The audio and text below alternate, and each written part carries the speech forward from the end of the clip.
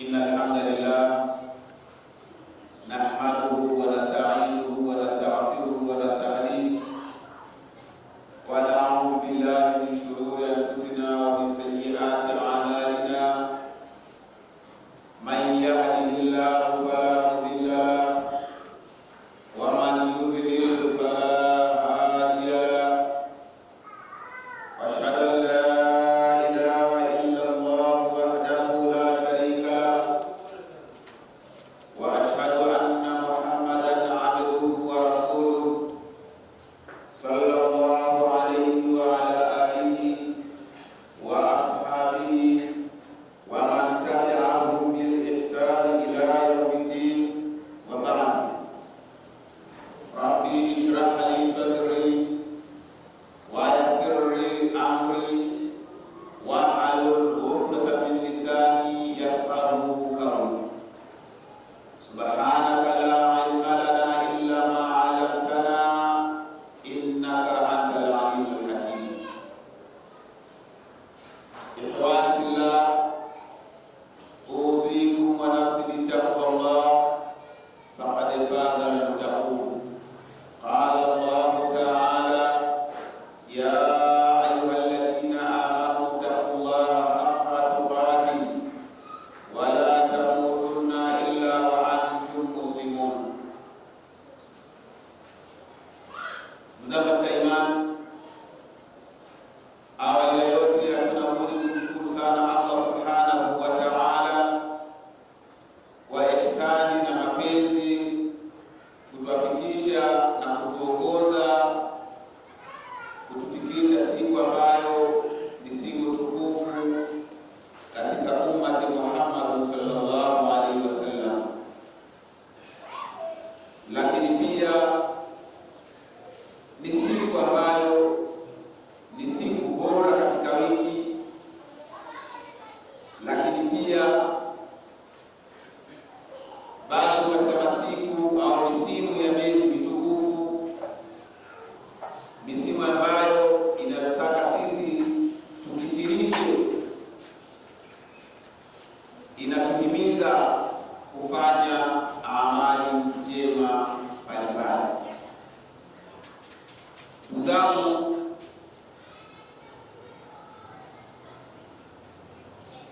misimu hii inatutaka sisi tufanye kheri nyingi. Kwa nini? Kwa sababu kuna malipo makubwa yanayopatikana ndani ya misimu hii. Kwa hivyo nijihusie nafsi yangu na kuhusieni ndugu zanguni, nyinyi ndugu zangu, katika kumcha Allah subhanahu wa ta'ala ndani ya misimu hii ya miezi mitukufu.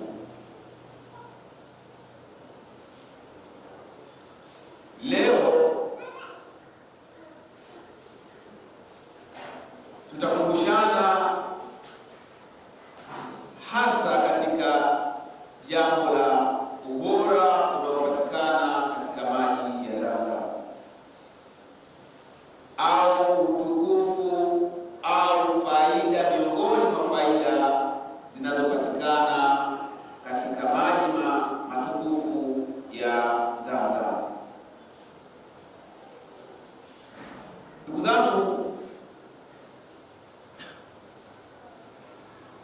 muda sio mrefu wenzetu waliokwenda kutekeleza ibada ya hija kuanzia kesho idhnillahi taala, kushukutwa wataanza kurejea majumbani mwao. Kule wamekwenda kuenzi ibada ambazo ibada hizo muasisi wake Nabiyullahi Ibrahim. Kwa hivyo basi, na haya maji ya Zamzam asili yake au chanzo chake ni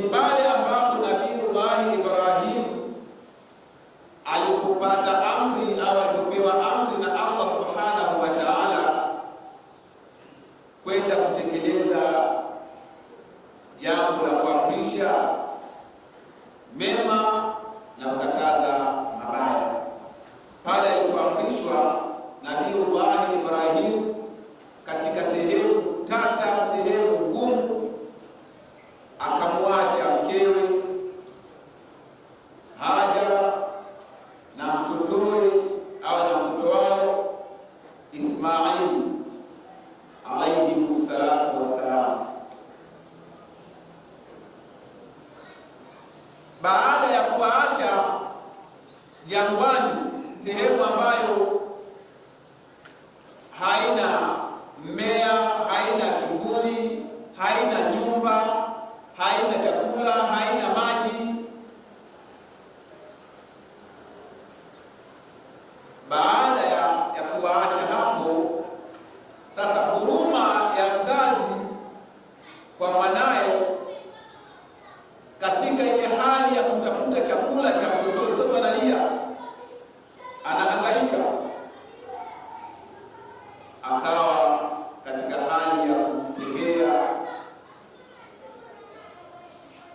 huku na kule katika jangwa lisilokuwa na chakula.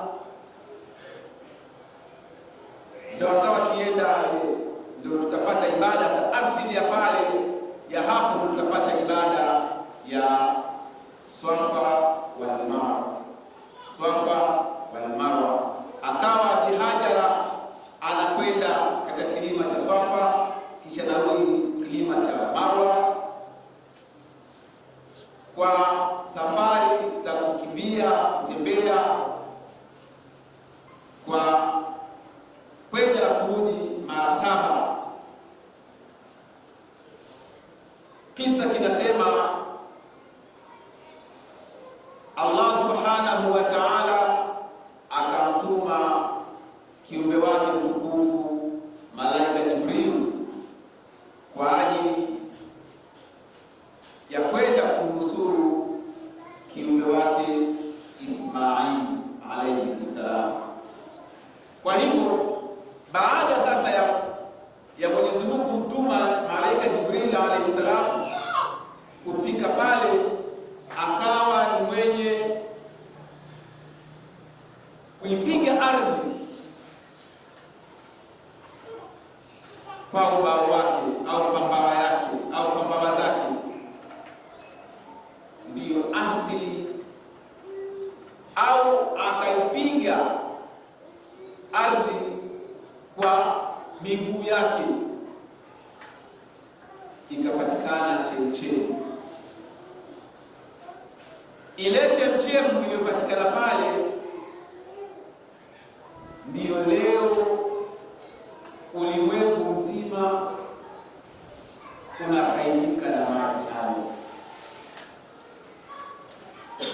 Kwa hiyo kwa muhtasari, kwa ufupi, maji ya Zamzam yamepatikana katika jitihada hizo, ni baada ya taa ya mke wa Nabiullahi Ibrahim, lakini pia na usikivu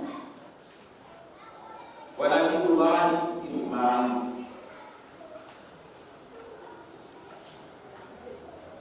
Hapa tunajifunza vitu viwili, aidha vitatu. Kwanza, Nabiullahi Ibrahim aliweza kutii amri ya Allah, akamwacha mke wake pahala ambapo mazingira yake si salama. Amri ya Allah hiyo Nabiullahi Ibrahim akaitekeleza. Lakini pia mkewe Nabiullahi Ibrahim, mama yetu Hajara, akamwambia mumewe Ismail, mumewe Ibrahim, kama ni amri ya Allah imekusababishia au kufanya sisi mtuache hapa, basi nenda. Kwa namna ambavyo naye mwanamke alikuwa ana utiifu na imani kwa Allah subhanahu wa ta'ala, kwamba yeye ndio mtoaji wa riziki, wewe nenda. Kama ni amri ya Allah, basi Allah ndiye atakayetulisha na kutumesha. Kwa hiyo tunaona utiifu kwa Ibrahim alayhi salam kwa Allah, lakini tuna utiifu wa Hajara kwa mumewe Ibrahim. Ndio asili ya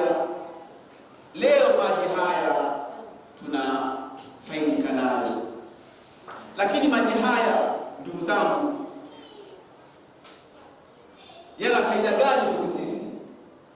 Yana ubora gani kwetu sisi? Lakini wakati ile maji yanachujika au yanachunguzika, mama yetu Hajara aliweza kuyaziwia, kuyakusanya kwa kutumia udongo au mchanga. Na laiti kama panasema kwamba laiti kama yale maji yasingezuiliwa, basi yangeenea ulimwengu mzima. Tunaona jinsi gani maji haya Allah kwanza aliyabariki, aliyapa utukufu, na kisa kinasema ni chemchem tatu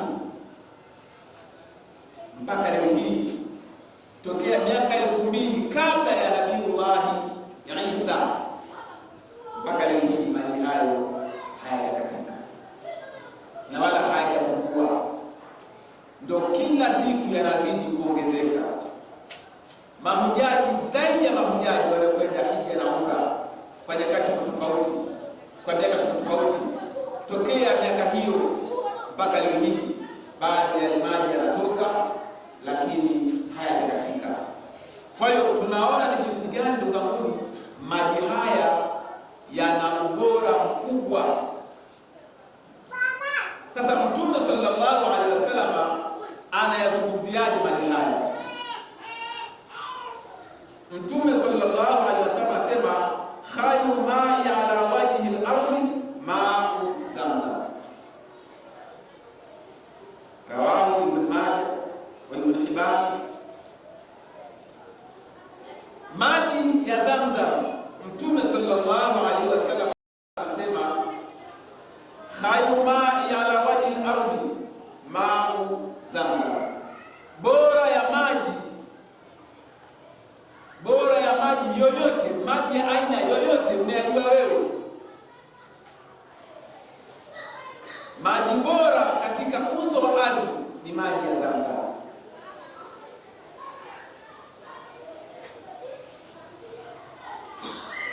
Leo tuna Kilimanjaro, tuna Ruwasa, tuna nini,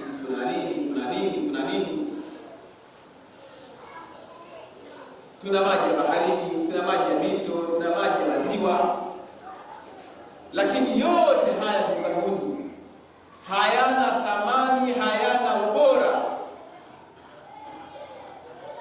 kwa kulinganisha na maji ya Zamzam. Ndugu zangu, maji ya Zamzam yana ubora mkubwa kuliko maji mengine yote duniani au katika uso huu wa ardhi. Maji ya Zamzam ndugu zangu, Mtume sallallahu alaihi wasallam anasema hivi: ta'amun tu'ma wa shifaa'un saqami. Kwa dalili anasema Mtume sallallahu alaihi wasallam, innaha mubarakatun, innaha ta'amun tu'min.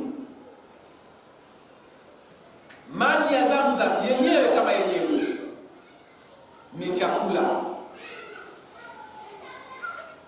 ni chakula chenye kutosheleza. Kama vile ukienda kwa daktari akushauri kulingana na mapungufu ya chakula ya afya yako, akakushauri akuelekeza milo ya kula ambayo irejeshe mwili wako kae sawa.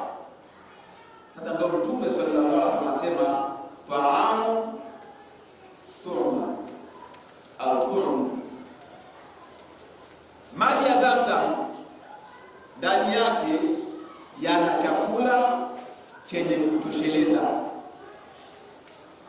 Kama ulikuwa huna protini utapata protini, kama ulikuwa huna calcium utapata calcium, kama ulikuwa huna magnesium utapata magnesium, potassium. Protini zote zimekamilika ndani ya maji ya Zamzam.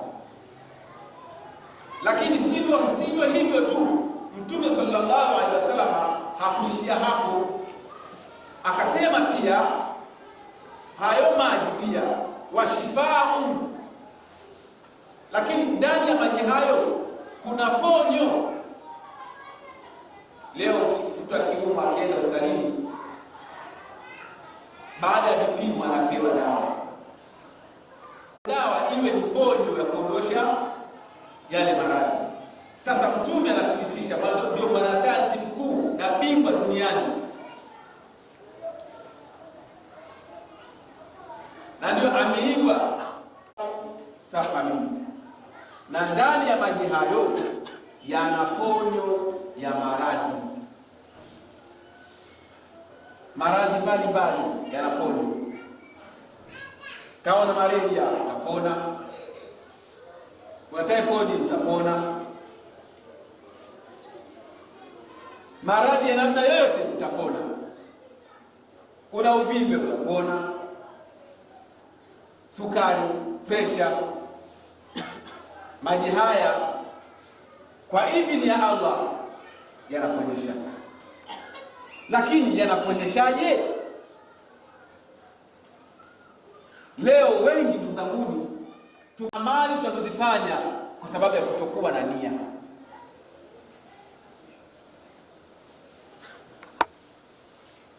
Leo hatufanyi mambo tunayofanya kwa lengo la kuwa ni ibada.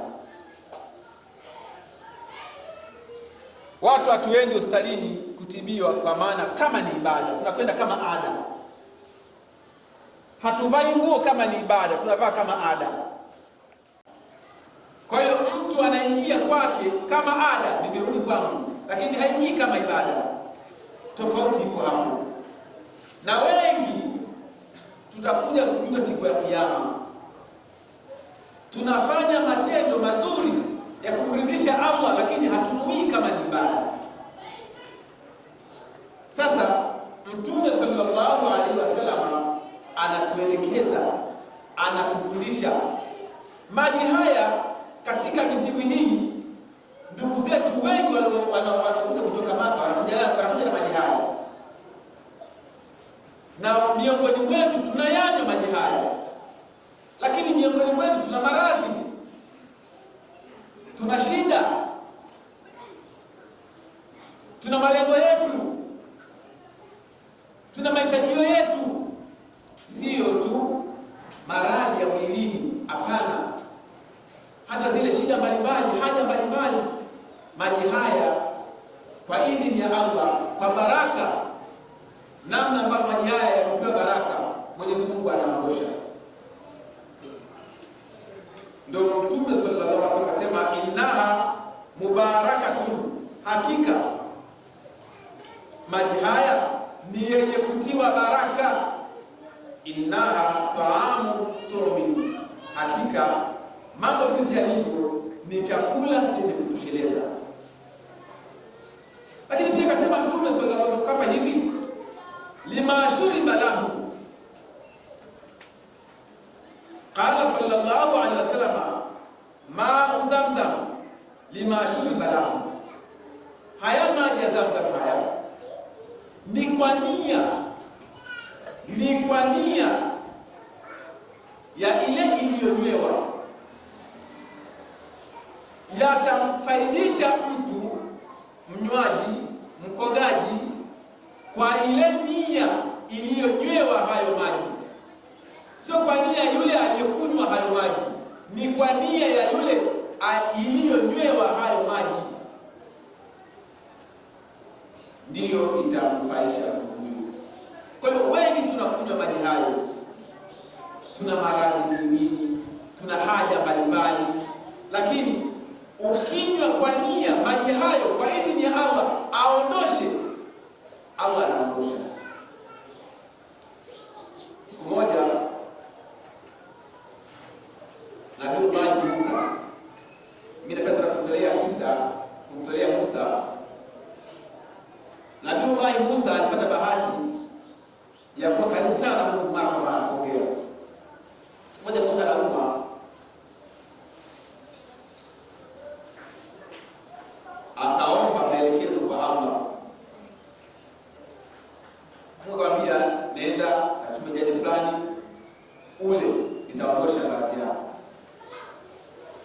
akaenda akachukua ile jani, akatengeneza kwa maelekezo ya Allah, akatumia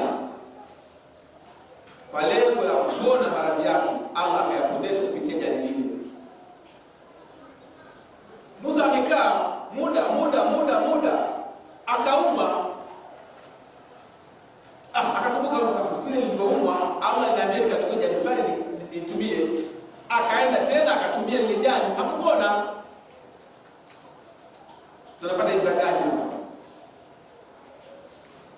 Tunapata ibra gani hapa? Ni kwamba lazima tumtegemee Allah kwa kila jambo. Yaani ili sisi tuweze kufanikiwa mambo yetu lazima tuyaegemeze kwanza kwa Allah. Unakwenda sokoni kufanya mahitajio ya familia, egemeza safari yako kwa Allah. Nabii Musa mara pili hakupona. Kwa nini? Sababu alikuwa na yakini kwamba lile jani ndio linaloponyesha. Baadaye akamwambia Mungu, mbona sijapona? Kaambia Musa, mara ya kwanza nilikwambia uchukue jani unitumie, ile ni sababu wewe kupona, ukapona. Mara ya pili ukaona mimi sifai, ukaenda kuchukua jani ukatumia. Tofauti kwao. Kwa hiyo wako miongoni mwetu akisikia kihoma anakwenda ananunua dawa, ima ni telefoni ya ananunua dawa za UTI, ima ni kichwa tu kwa jua kali ya ananunua dawa za telefoni, akidhania ni ugonjwa huu, kumbe ni ugonjwa huu. Kwa hivyo na sisi tunarudi kila jambo tunaegemeze kwa Allah subhanahu wa ta'ala. Shuri balamu. Kumbe haya maji haya ili yaweze kumkidhia mtu haja yake, yaweze kumponya, ni lazima ni kwa nia ya ile aliyoiweka. Lakini pia Mtume sallallahu alaihi wasallam akaendelea kuelezea maji haya,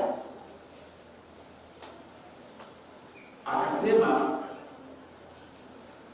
alhumma min fayhi jahannam.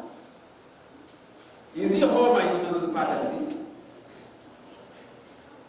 ni kutokana na kupumua kwa moto wa jahannam. Imma joto kali ni kwa sababu ya kupumua jahannam. Sasa hebu tuangalie. Mtume anasema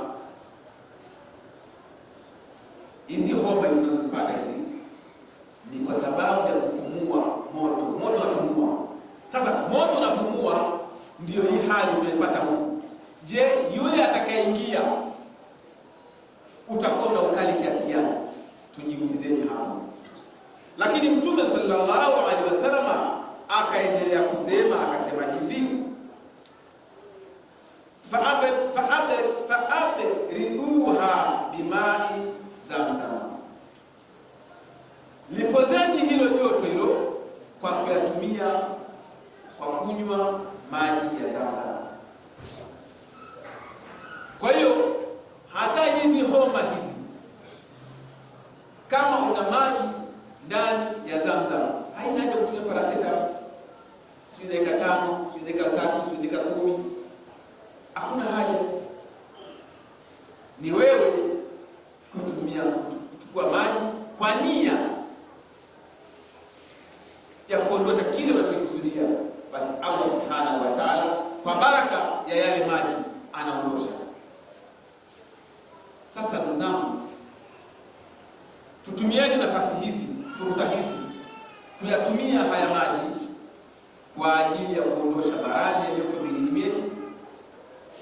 Lakini tutumieni maji haya, tutumieni fursa hii kwa ajili ya haja mbalimbali,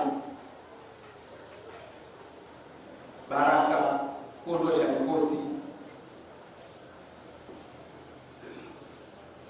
kusafiri kusafisha miili. Kwa baraka maji haya Mwenyezi Mungu anaondosha kila kitu, lakini kwa nia ya ile iliyonywewa limashuri balahu, kwa nia ya maji kwa ile nia iliyonywewa yale maji.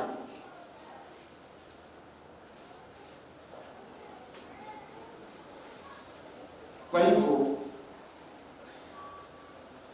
tumwombeni sana Allah subhanahu wa ta'ala atujalie tuweze kufanya ibada zetu kwa ajili ya Allah subhanahu wa ta'ala, na tusifanye ibada sisi imma kwa ria,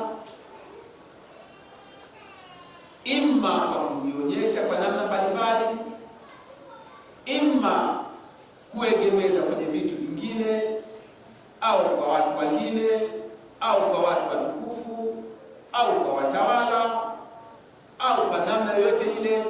Hapana, tufanyeni ibada zetu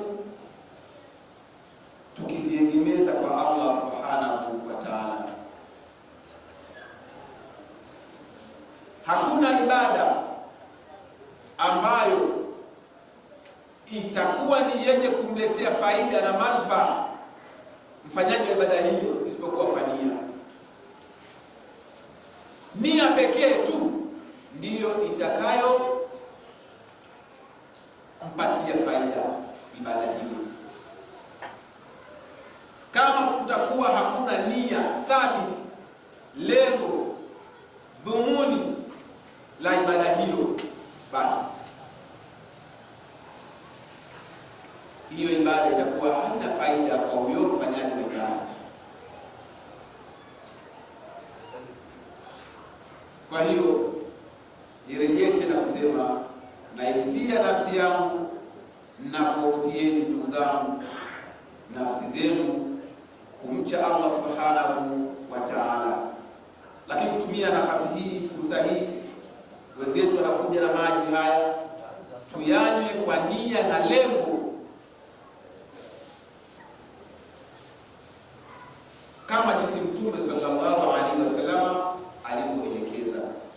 Itakuwa ni sababu ya kupata faida